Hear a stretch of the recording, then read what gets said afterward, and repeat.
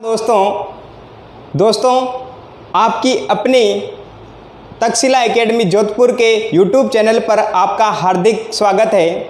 दोस्तों previous exams विज्ञान से रिलेटेड जो क्वेश्चंस थे जो अलग अलग एग्ज़ाम में पूछे गए थे उनका जो अति महत्वपूर्ण प्रश्नों का जो पैटर्न के माध्यम से मैं यहाँ आपको करवाऊँगा, तो वो सारे क्वेश्चंस आपको वीडियो के अंतिम क्षण तक देखने हैं। मैं अब समय का ध्यान में रखते हुए हम स्टडी पर फोकस करते हैं। देखिए आज का टॉपिक मैं ले रहा हूँ विद्युत धारा। विद्युत धारा, पहली बात, विद्युत धारा आवेश प्रवाह की दर कहलाती है। आवेश प्रवाह की दर, विद्युत धारा आवेश प्रवाह की दर कहलाती है। और इसका जो फॉर्मूला होता है I बराबर Q बटा T, यानी Q आवेश का प्रतीक चिन्ह, समय का T तो हम सभी जानते हैं कि आवेश का मात्रक होता है कूलाम। आवेश का मात्रक होता है कूलाम और समय का होता है सेकेंड। समय का होता है सेकेंड, इसीलिए इसका एक यूनिट आ गया एम्पियर। ठीक है दोस्तों, तो पहला ही क्वेश्चन यहाँ से बन जाता है, निम्नलिखित में से विद्युत धारा है, तो उत्तर होगा आवेश प्रवाह की दर विद्युत धारा कहलाती है। दूसरा, विद्युत धारा का मात्रक है, तो सीधा आ गया एम्पियर। अगर क्वेश्चन आता है आवेश का मात्रक, तो उत्तर आ गया कूलाम। समय का मात्रक कोई नहीं पूछेगा क्योंकि इतना बेसिक सवाल आता नहीं है। अगर एम्पियर ऑप्शन में है तो अच्छी बात है, ये ए भी मिल सकता है। यानी एम्पियर पर आगे बात करें तो इसको अपन C बटा S भी लिख सकते हैं। बोलोगे सर C बटा S क्यों आया? क्योंकि कूलाम का प्रतीक C और सेकेंड का S, तो C बटा S भी परीक्षा में आ सकता है अगर ऑप्शन में एम्पियर हो। और जैसे मैंने कहा A ऑप्शन में आ गया एम्पियर और B में आ गया कूलाम बटा सेकेंड और C आ गया A एवं B दोनों, तो हमारा रटा हुआ तो एम्पियर रहता है, जबकि यहाँ करेक्ट ऑप्शन चला जाता है सी ऑप्शन। क्यों? क्योंकि एम्पियर भी है और कूलाम अपॉन सेकेंड भी है। ठीक है, तो यहाँ पर ये क्वेश्चन इंपॉर्टेंट है। फिर एम्पियर यानी जो धारा है विद्युत धारा, इसका मापन किस में करते हैं? कोई ना कोई मीटर तो होगा जिससे अपन इसका मेजरमेंट कर सकते हैं। तो विद्युत धारा का मापन मीटर से करते हैं। किससे करते हैं दोस्तों? मीटर से। तो ये भी क्वेश्चन आता है कि विद्युत धारा का मापन किस यंत्र के द्वारा किया जाता है? अपना जवाब होगा अमीटर। एक और क्वेश्चन आता है कि अमीटर विद्युत परिपथ के साथ किस क्रम में संयोजित होता है? वो होता है श्रेणी क्रम में। किस क्रम में होता है? श्रेणी क्रम में संयोजित होता है।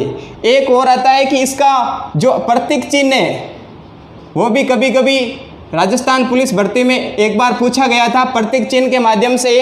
तो प्रतीक चिन्ह जैसे अमीटर है तो अपन को ऐसे घड़ी जैसे बना लेना है। एमीटर का डाल दिया ए, एमीटर का क्या डाल दिया? ए। जहाँ से विद्युत धारा प्रवेश करती है वहाँ प्लस और जिधर से विद्युत धारा बाहर निकलती है वहाँ माइनस। इसी प्रकार से हम आगे बात करेंगे विभवांतर की। देखो विभवांतर, जैसे विभवांतर का मतलब ही क्या है? विभव प्लस अंतर। विभव प्लस अंतर, अंतर दो व्यक्तियों के बीच में होता है। अंतर कितने? जैसे ये दो हैं तो इसका जो लेंथ है या इसकी लेंथ है, इन दोनों के मध्य का जो अंतर है वही इन दोनों का अंतर है। इसी तरीके से अगर विभव का अंतर देखें तो मैंने कहा A बिंदु और ये B बिंदु, तो यहाँ पर विभव VA और यहाँ पर VB, इन दोनों का अंतर माइनस। मैंने कहा 5 और 3 का अंतर कितना?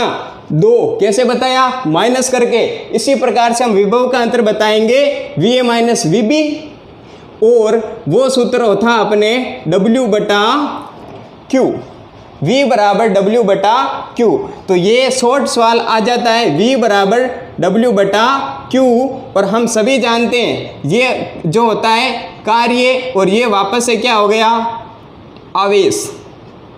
तो कार्य का मात्रक होता है जूल और आवेश का मात्रक होता है कूलाम। जूल और कूलाम। जैसे यहाँ पर जूल को मैंने लिखा जे और कूलाम को लिखा सी, ठीक है। तो एक तरीके से ये जैसा हमने यहाँ कंसेप्ट दिया था वही यहाँ लागू कर रहे हैं ताकि कोई समझने में दिक्कत ना आए। जैसे W/Q कार्य बटा आवेश, कार्य का मात्रक जूल, ये भी परीक्षा में आता है। आवेश का मात्रक कूलाम वापस आ गया। जूल अगर हिंदी में नाम हो तो अच्छी बात है, नहीं तो जे मिलेगा, और कूलाम अगर ये हिंदी में नाम है नहीं तो सी मिलेगा। इनको एक लिखते हैं वोल्ट, क्या लिखते हैं वोल्ट। तो विद्युत विभव को या विद्युत विभव का मात्रक होता है वोल्ट। अपन ने कह दिया कि अगर क्वेश्चन में आ गया विद्युत विभव का मात्रक बताइए तो उसमें अगर ऑप्शन है वोल्ट तो वो करेक्ट है। एक सेकंड ऑप्शन भी चेक करें, अगर उसमें जे बटा सी है या जूल बटा कूलाम भी ऑप्शन में तो दोनों करेक्ट है, ठीक है। जिस तरीके से यहाँ करेक्ट थे दोनों, सेम वे में यहाँ पर भी सही उत्तर होंगे। अभी तक दोस्तों अपन को कुछ ज़्यादा टाइम नहीं हुआ है, लेकिन 10+ क्वेश्चन हम कर चुके हैं जो बहुत अच्छे तरीके से हर परीक्षा में आते जाते रहते हैं। वोल्ट, अब इसका प्रतीक चिन्ह कैसे करें, तो ये जो अपना विभवांतर है, या हम कह सकते हैं कि वोल्ट से, जैसे एम्पियर से एमीटर तो वोल्ट से वोल्ट मीटर, वोल्ट से क्या आ गया वोल्ट मीटर। अब इसका प्रतीक चिन्ह, या हम कहेंगे ये अमीटर श्रेणी क्रम में है, अमीटर किस में है श्रेणी क्रम में, तो यहाँ पर ये क्या होगा समांतर क्रम में, ये समांतर क्रम में जुड़ता है। तो ये भी सवाल आता है कि जो वोल्ट मीटर है वो परिपथ के साथ किस क्रम में संयोजित होता है, अपना जवाब होगा समांतर क्रम संयोजित। और अमीटर आए तो श्रेणी क्रम। प्रतीक चिन्ह सेम तरीके से मैंने यहाँ पर एक घड़ी जैसे बनाया और यहाँ से 2 तार हैं, ये इधर से करंट प्रवेश करेगा तो आ गया पॉजिटिव, इधर से बाहर निकलेगा तो नेगेटिव। यहाँ पर जैसे अमीटर में अंदर ए डाल दिया था तो यहाँ वोल्ट मीटर का वी डाल देंगे, ये बन गया, ठीक है। तो यहाँ तक देखो कितने सवाल। पहला सवाल विद्युत धारा प्रवाह की दर, मात्रक, अमीटर किस क्रम में संयोजित, प्रतीक चिन्ह, और एक अनूठा क्वेश्चन जिसके अंदर दोनों भी हैं लेकिन वो शेडो है यानी कि छुपे हुए हैं। तो आजकल ऐसा नहीं है कि सीधा क्वेश्चन पूछ लिया, आजकल कुछ टेक्निकल तरीके से क्वेश्चन पूछते हैं। तो हमें गहराई से अध्ययन करना है, ना कि केवल एक तरीके से यूं ही किताबों पे ध्यान देना है। फिर विभवांतर, विभव प्लस अंतर, VA-VB W/Q। तो इन जैसे मैंने कहा VA-V, ये आ गया केवल V, तो इस चीज को मैं ये लिख सकता हूँ, इसलिए V बराबर W/Q आ गया। W कार्य, Q आवेश, कार्य का मात्रक जूल, आवेश का कूलाम, तो जूल बटा कूलाम लिखो, चाहे J/C, इसका मात्रक क्या आ गया वोल्ट। वोल्ट मीटर किस क्रम में संयोजित होता है, समांतर क्रम संयोजन में। अब एक चित्र के माध्यम से मैं बता देता हूँ। देखो अभी तक अपन ने लगभग 15 क्वेश्चन कवर कर चुके हैं इस टॉपिक के रिगार्डिंग। नेक्स्ट टॉपिक इसी पे है।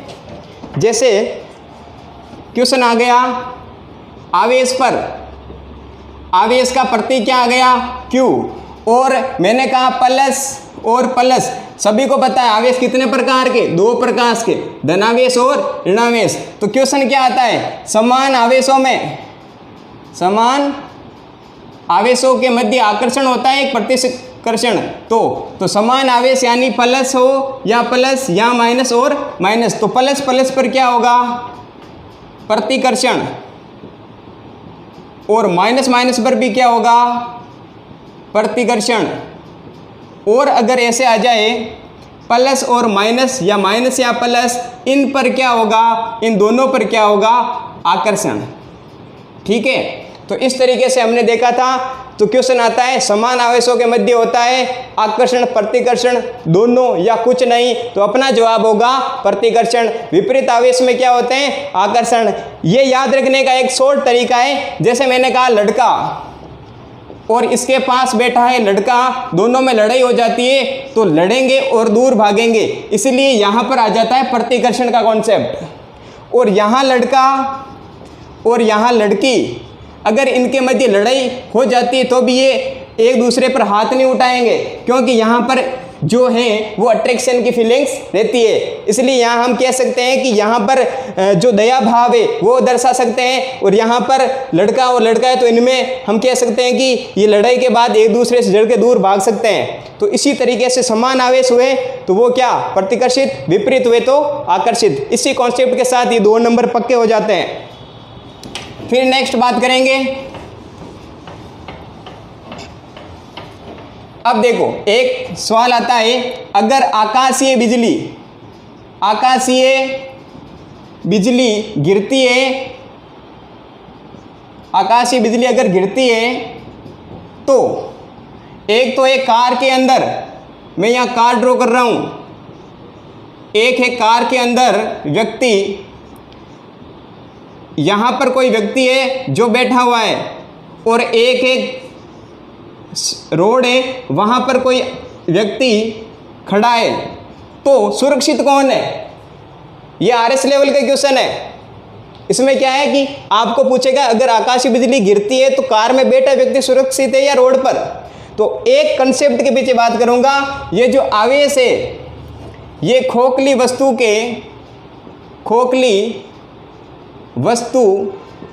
के पृष्ठ पर वितरित होता है। कहाँ पर वितरित होता है? पृष्ठ पर। जैसे ये खोखला गोला है तो इसके पृष्ठ पर ये आ जाएगा। तो ये भी क्वेश्चन आता है, खोखले गोले पर आवेश वितरित होते हैं या नहीं? तो हम कहेंगे होते हैं, लेकिन इसके भीतर या केंद्र पर शून्य आवेश।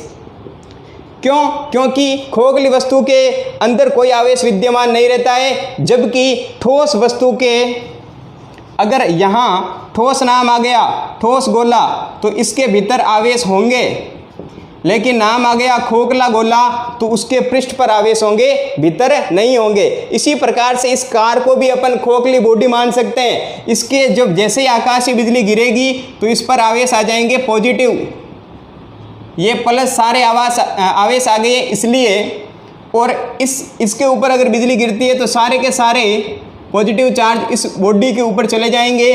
फिर इसके जो पांव है वो अर्थ से कनेक्ट हैं, और अर्थ वाली प्रोसेस को अपन कहते हैं अर्थिंग।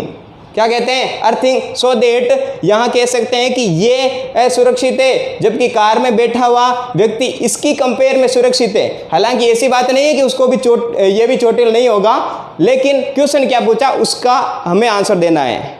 हमें इतना दिमाग नहीं लगाना है कि कार में भी वो भी घायल हो जाएगा, ऐसा नहीं। आपसे क्वेश्चन क्या पूछा है? सुरक्षित कौन है? आपको फालतू वो बातें नहीं सोचनी है, ठीक है? तो ये क्वेश्चन था। तो इसमें कौन सुरक्षित होता? ये। और इसके पीछे लॉजिक क्या है कि कोई भी खोखली बॉडी होगी उसके पृष्ठ पर वितरित होते हैं, इसलिए ये प्रोसेस इसमें हुआ। नेक्स्ट और आगे बात करते हैं बहुत इंपॉर्टेंट क्वेश्चंस की।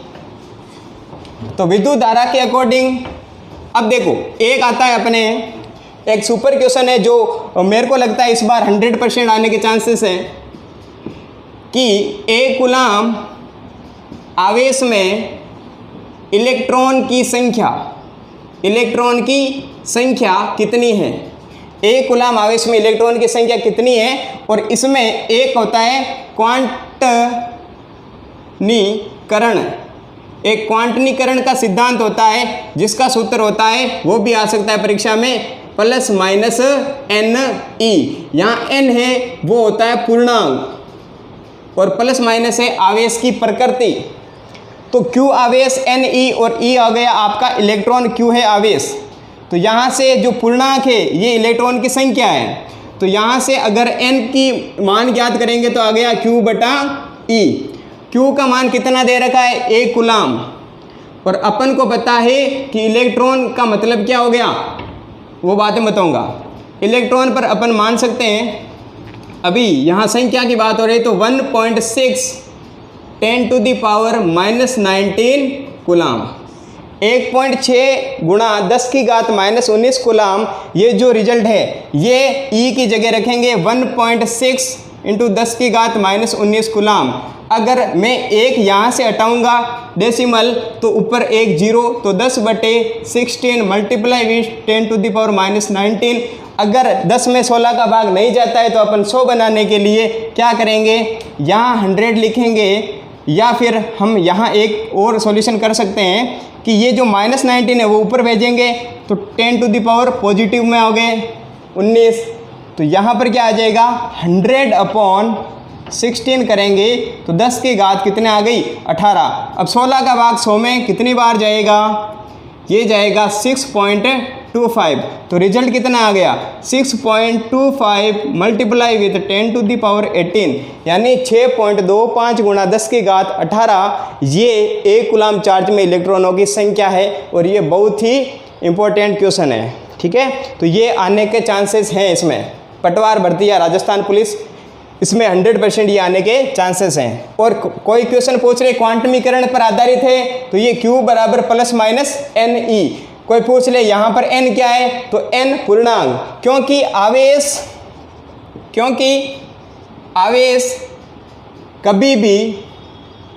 कभी भी दशमलव या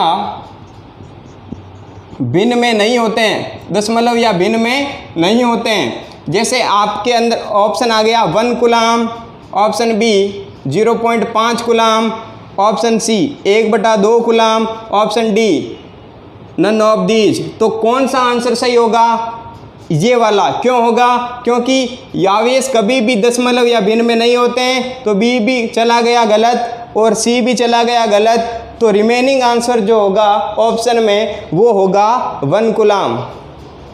ठीक है दोस्तों, फिर आगे बात करते हैं कि जो इलेक्ट्रॉन है इस पर एक जो विद्युत धारा है, क्योंकि आवेश में ही तो इलेक्ट्रॉन है। देखो P और यहाँ मैंने लिखा E और यहाँ पर मैंने लिखा N। थोड़ी बात कर लेते हैं प्रोटॉन की। प्रोटॉन पर कौन सा चार्ज, तो आप बोलोगे P4 पॉजिटिव, और इलेक्ट्रॉन पर कौन सा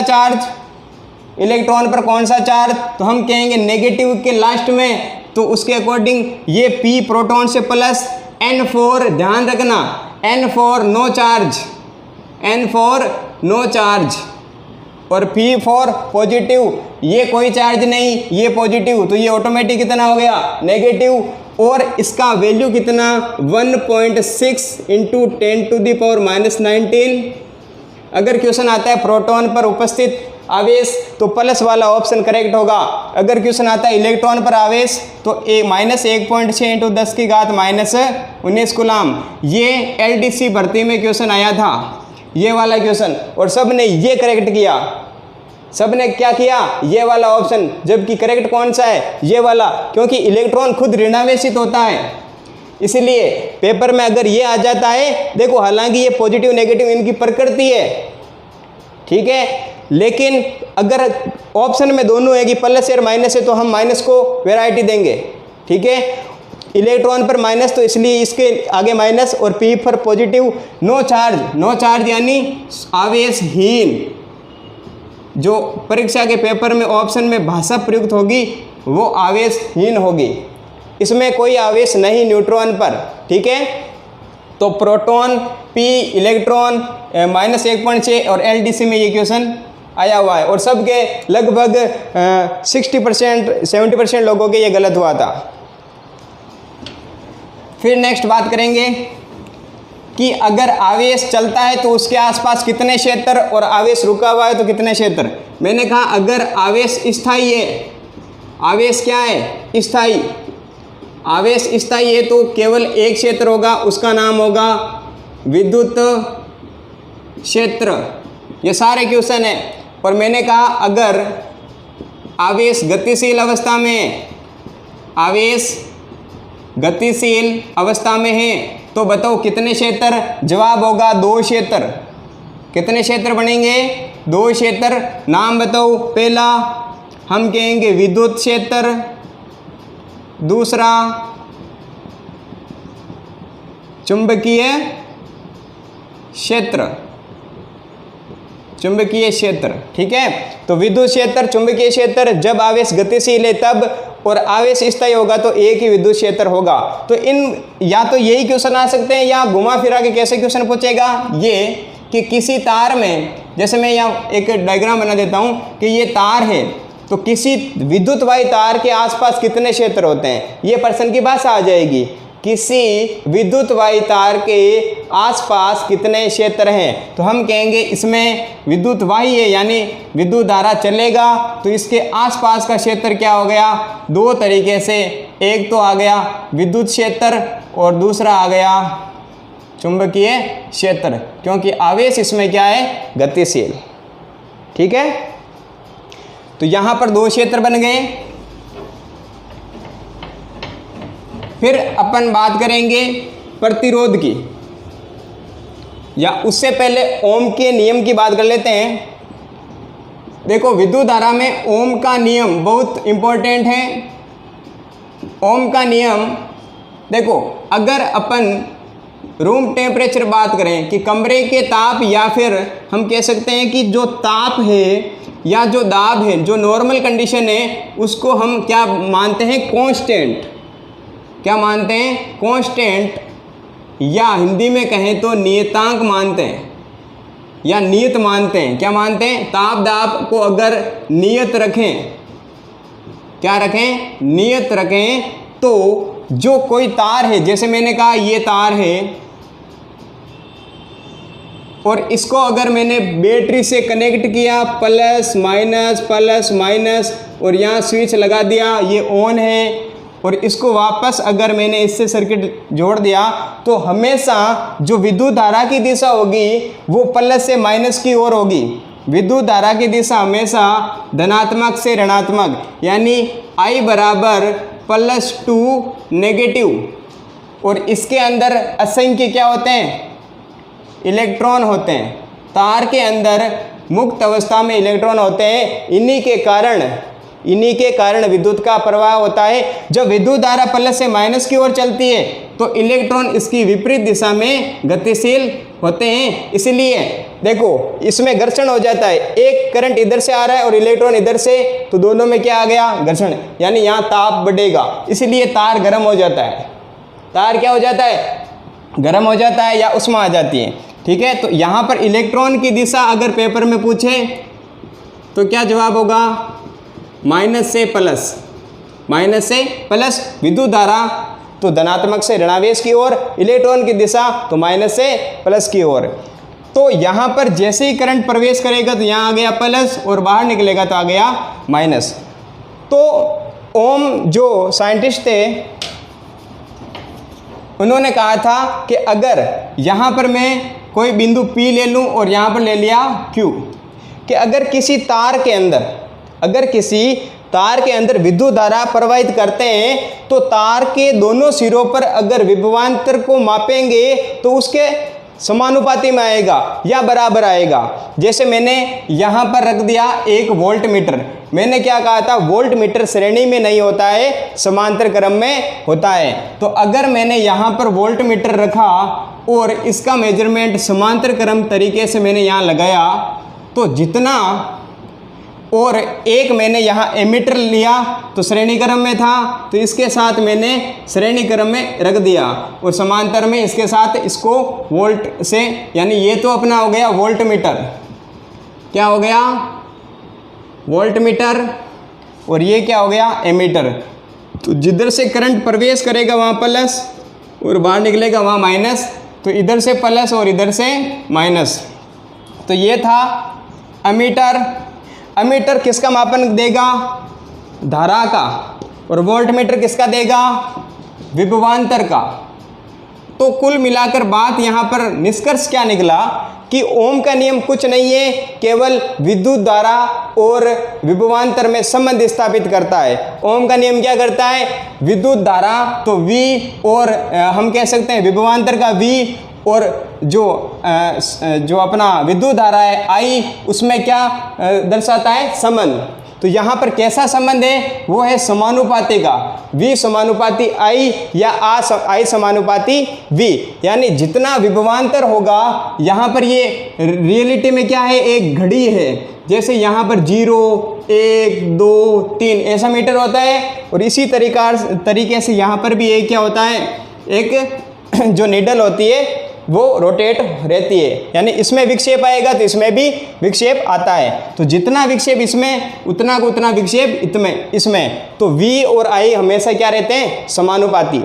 एक तो ओम का नियम का कथन क्या हुआ, आपके परीक्षा में जो कथन आएगा वो क्या आएगा, निम्नलिखित में से ओम का नियम है। तो जवाब क्या होगा, ये अगर ताप और जो दाब है उसको नियत मान सकते हैं, लेकिन कथन क्या होगा, उसमें डायरेक्ट कथन दे सकते हैं कि किसी तार के दोनों सिरों के मध्य का विभवांतर उस तार में प्रवाहित होने वाली विद्युत धारा के समानुपाती होता है। ये लैंग्वेज रट के रख लो, यही आएगी। तो V समानुपाती आई, और यहाँ से हम क्या बात करेंगे ओम के नियम की, कि जब V और समानुपाती में है I, तो समानुपाती से जब बराबर में जाएंगे तो एक आएगा नियतांक, वो आएगा R। क्या आएगा, R, और ये I का I।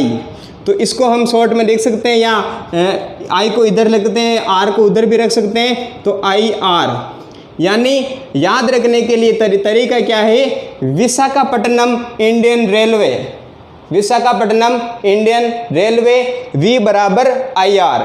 अगर ओम का नियम है तो ओम नामक साइंटिस्ट में ट्रेन में यात्रा कर रहे थे, यानी इंडियन रेलवे, तो V = IR। तो सीधा ओम से इंडियन रेलवे IR, बस उलझना ही नहीं है। R क्या है, प्रतिरोध, I क्या है, धारा, और V क्या है, विभवांतर।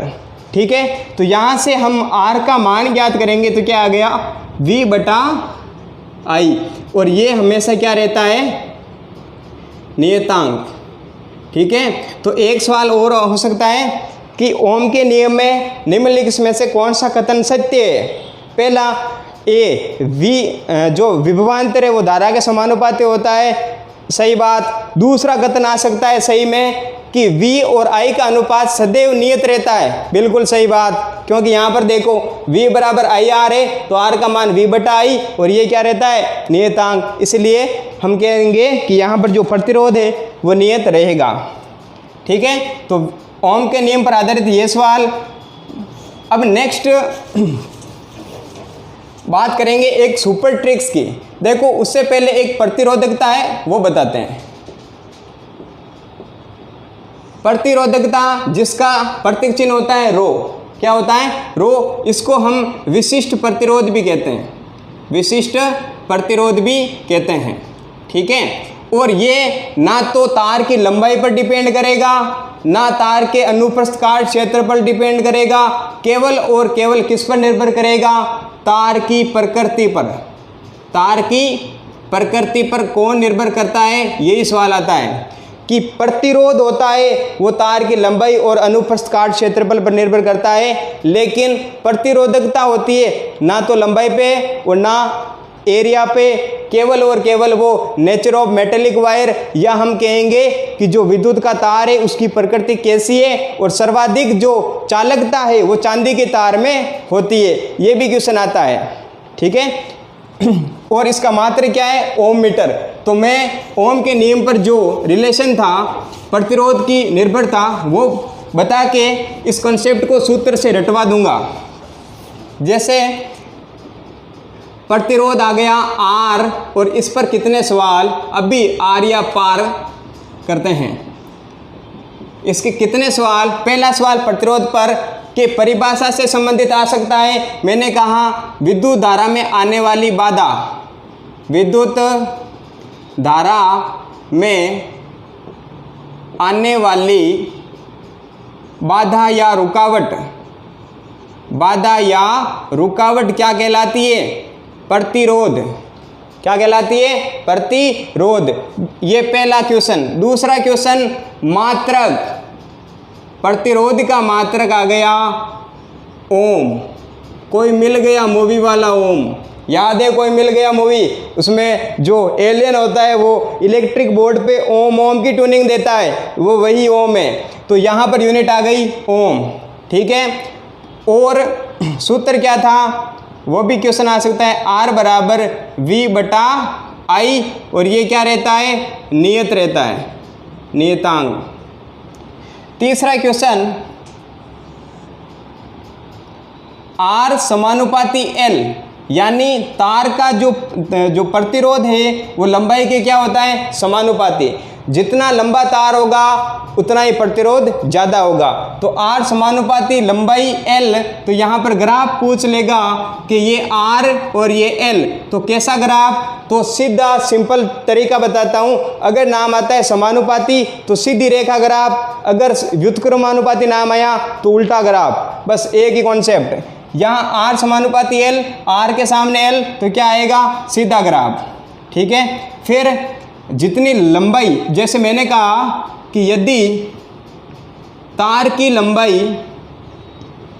लंबाई 2 गुनी कर दें, 2 गुनी कर दी जाती है तो R कितना होगा, R भी 2 गुना हो जाएगा। R भी कितना गुना हो जाएगा, 2 गुना, क्योंकि जितनी लंबाई बढ़ेगी उतना प्रतिरोध भी बढ़ेगा, क्योंकि ये समानुपाती है। तो क्वेश्चन आता है, तो यहाँ पर ये कंसेप्ट याद रखना जरूरी है, क्योंकि प्रश्न में जो मान दे रखा है वही उत्तर है। मैंने कहा प्रश्न में आ गया कि किसी तार की लंबाई 6 गुनी कर दी जाती है तो प्रतिरोध कितने गुना, तो 6 गुना। आंख बंद करके आप ऑप्शन ढूंढ लेना कि जितना क्वेश्चन पेपर में है, जितना प्रतिरोध का मान है और लंबाई और प्रतिरोध की बात हो रही है, तो उतना ही आंसर आएगा। ठीक है, क्वेश्चन नंबर 2, ये अनुप्रस्थ, क्वेश्चन नंबर 3 की बात करते हैं कि यहाँ पर आएगा अनुप्रस्थ काट क्षेत्रफल। अनुप्रस्थ काट क्षेत्रफल पर निर्भर कैसे करता है। अब अनुप्रस्थ काट क्षेत्रफल होता क्या है, जैसे मैंने कहा ये कोई बड़ा सा तार है, तो ये इसका जो मुंह है वो कहलाता है अनुप्रस्थ काट क्षेत्रफल। ठीक है, अब अनुप्रस्थ काट क्षेत्रफल है तो ये प्रतिरोध के व्युत्क्रमानुपाती होता है, यानी 1/A, यानी जब प्रतिरोध बढ़ता है तो A घटता है।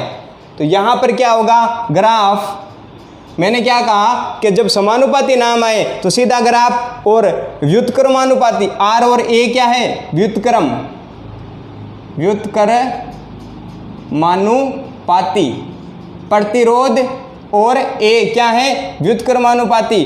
तो इसमें क्या आएगा ग्राफ, इस तरीके से 1 2 3 ये निर्देशित कर दिए, ये प्रतिरोध और ये विद्युत जो आपका एरिया है। तो निम्नलिखित में से R प्रतिरोध तथा लंबाई के अनुसार ग्राफ हैं, तो ये सही है, और प्रतिरोध तथा अनुप्रस्थ काट क्षेत्रफल पर आधारित ग्राफ है, तो ये करेक्ट है। ठीक है, और एक जो ओम्स का नियम था, V समानुपाती आई, उसमें भी क्या है, सीधी सरल रेखा, क्योंकि समानुपाती है तो ये विभवांतर, ये धारा, तो इसमें क्या आएगा ग्राफ, सीधी सरल रेखा। ग्राफ भी पूछ सकते हैं। ठीक है, तो यहाँ पर अगर क्वेश्चन बनता है, देखो सुपर क्वेश्चन कैसे बनेगा, जैसे मैंने कह दिया कि R समानुपाती L, तो R1/R2 बराबर L1/L2, ये पटवार में आ सकता है इस लेवल का, कि कांस्टेबल में चलो यहीं तक है, लेकिन इसको आगे और कैसे सॉल्यूशन करें कि R1 के सामने L1 बटा, क्योंकि अनुपात है तो समानुपाती है ये जो है। ठीक है, तो R1 R2 का अनुपात L1 L2 का, तो इसमें एक क्वेश्चन बनेगा, वो दोनों के लिए बनेगा, वो मैं नीट एंड क्लीन समझा देता हूँ। जैसे हमने पढ़ा प्रतिरोध लंबाई के समानुपाती होता है, तो जितनी लंबाई बढ़ेगी उतना प्रतिरोध होगा, और अनुप्रस्थ काट क्षेत्रफल के क्या होता है, विपरीत, जो व्युत्क्रम होता है, तो जितना प्रतिरोध बढ़ेगा उतना एरिया कम होना चाहिए। तो क्वेश्चन मैंने कहा कि किसी तार को खींचा जाता है, किसी तार को खींचा जाता है, तब तार का प्रतिरोध पर क्या प्रभाव पड़ेगा, तार का प्रतिरोध या तार के प्रतिरोध पर क्या प्रभाव पड़ेगा। तो ये क्वेश्चन दोनों तरीके से मैं समझाऊंगा। देखो, मैं सोचता हूँ कि ये कोई तार है, ये कोई तार है, इसको अगर जैसे ये आ गया अनुप्रस्थ काट क्षेत्रफल, ये अपना हो गया अनुप्रस्थ काट का क्षेत्रफल, और ये हो गई तार की लंबाई। तो इन दोनों पर निर्भर करेगा। अब इस तार को खींच दिया जाता है तो खींचने के बाद ये तार हो गया इतना। तो बताओ क्या घटा क्या बढ़ा? आप कहोगे सर लंबाई में वृद्धि हो गई। खींचने पर क्या हो गया? तार लंबा हो गया, तो उत्तर आएगा लंबाई में वृद्धि। और अभी पढ़ा कि R समानुपाती L, यानी लंबाई बढ़ेगी तो प्रतिरोध भी क्या होगा? बढ़ेगा। प्रतिरोध भी क्या होगा? बढ़ेगा। और अगर A कम हो गया, यानी ये क्या है? ये पहले ज़्यादा था, अब क्या हो गया? कम। तो A यहाँ क्या हुआ है? कम, यानी घटा है। A घटेगा, A में कमी लिख सकते हैं। इसमें वृद्धि, लंबाई में वृद्धि तो A में कमी। और R और A का क्या रिश्ता है? R और A का व्युत्क्रमानुपाती का है। मैंने कहा R में कमी तो जो A में कमी तो R में वृद्धि, और यहाँ पर भी लंबाई में वृद्धि तो R में वृद्धि। तो टोटल निष्कर्ष क्या निकला कि चाहे कुछ भी किसी प्रकार से आएगा, प्रतिरोध तो बढ़ेगा। प्रतिरोध तो बढ़ेगा। हम कहेंगे जो तार का प्रतिरोध है वो क्या होगा? बढ़ेगा। लेकिन एक क्वेश्चन 3 सवाल, एक क्वेश्चन में 3 सवाल। किसी तार को खींचने पर उसका अनुप्रस्थ काट क्षेत्रफल होता है, घटेगा या बढ़ेगा? आप कहोगे घटेगा। किसी तार को खींचने पर लंबाई में क्या होगा? वृद्धि। ये हम सिंपल कह सकते हैं कि जो पेप्सी आती थी इतनी सी, उसको पीने के बाद में किसी ने मिट्टी डाल के खींचा होगा तो वो पतली हो गई, तो उसकी लेंथ बढ़ गई, लेकिन अनुप्रस्थ काट क्षेत्रफल है वो कम हो गया। अब लास्ट में जो 2 मिनट है उस पे चर्चा करूँगा। केवल 2 मिनट में एक ट्रिक्स बता के जा रहा हूँ। पूरा अभी तक समझे उसका निचोड़ एक ही ट्रिक्स में है, इसीलिए बोला था लास्ट क्षण तक बने रहे। देखिए अब मैंने कहा R समानुपाती L, R व्युत्क्रमानुपाती 1/A। समीकरण नंबर 1, समीकरण नंबर 2, इन दोनों से आएगा R समानुपाती L/A। देखो समानुपाती है, ये आएगा प्रतिरोधकता रो, R बराबर रो इंटू L/A। तो देखो ये समानुपाती का आया विशिष्ट प्रतिरोध रो, ये लंबाई का लंबाई, A का A, तो R के सामने L, तो समानुपाती R के बराबर क्या? उल्टा, तो ये व्युत्क्रमानुपाती। यहाँ पर ट्रिक्स क्या है? ट्रिक्स ये है, मैंने कहा इसका नाम रो, लंबाई का ले, मैंने कहा 2/3 तो 2/3, तो ये आ गया बाई और नीचे A। तो सुपर ट्रिक्स बना रो ले बाई A, रो ले बाई A, प्रतिरोध बराबर रो ले बाई A। जैसे यहाँ पर कहा R बराबर रो, तो लिखा रो ले बाई ये बाई A, ये खत्म हो गया। अब पूरा चैप्टर ही खत्म है। R के सामने L, तो समानुपाती, R के A व्युत्क्रमानुपाती। यहाँ पर R का, जैसे R की यूनिट क्या है? तो R बराबर हम जानते हैं प्रतिरोधकता की यूनिट क्या है? Ohm into metre.